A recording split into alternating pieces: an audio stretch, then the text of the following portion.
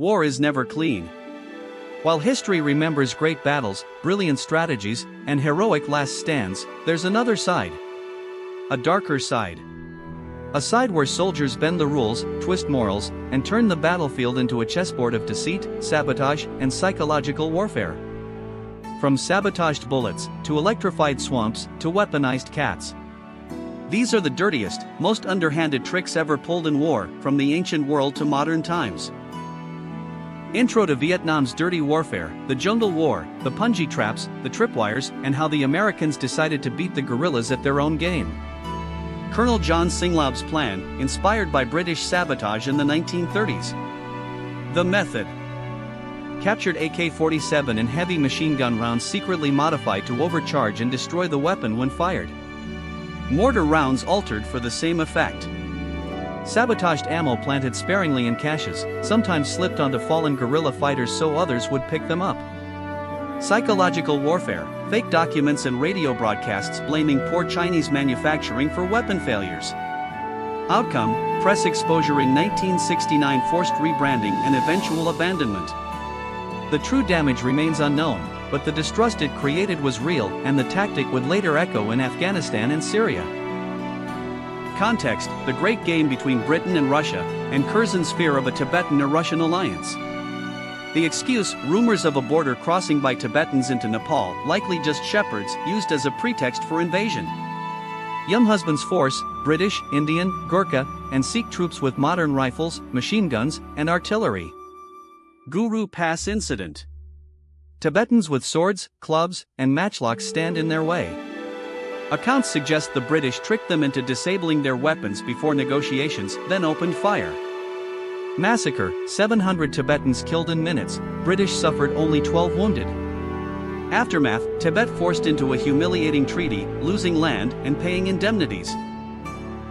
Setting: December 1944, the Ardennes Offensive. Germany on the defensive, Hitler planning one last big push. Otto Skorzony's mission: infiltrate Allied lines with German commandos disguised as US troops. Preparation: 2,500 soldiers recruited, only 400 spoke passable English. Training in slang, gestures, and even how to eat like Americans.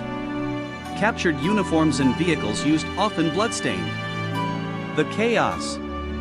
Road signs switched, false orders given, and paranoia spread. Rumors they planned to kidnap Eisenhower forced tighter security, slowing Allied command responses.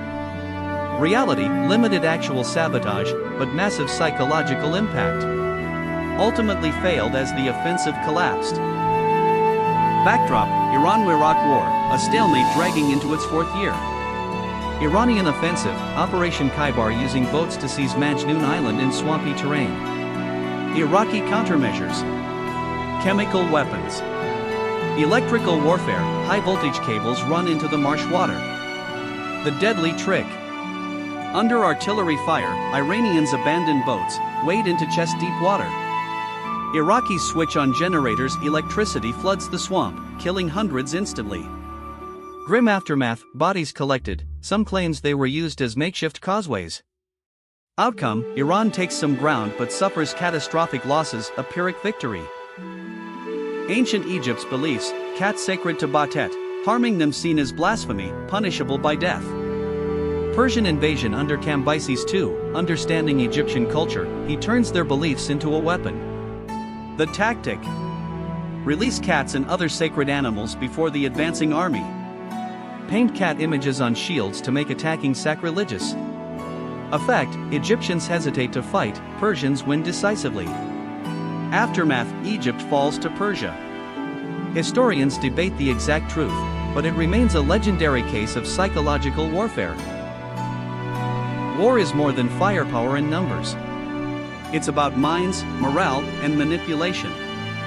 From sabotaged bullets to electrified swamps, the dirtiest tricks prove one thing: on the battlefield, victory doesn't always go to the strongest, it goes to the one willing to fight without rules.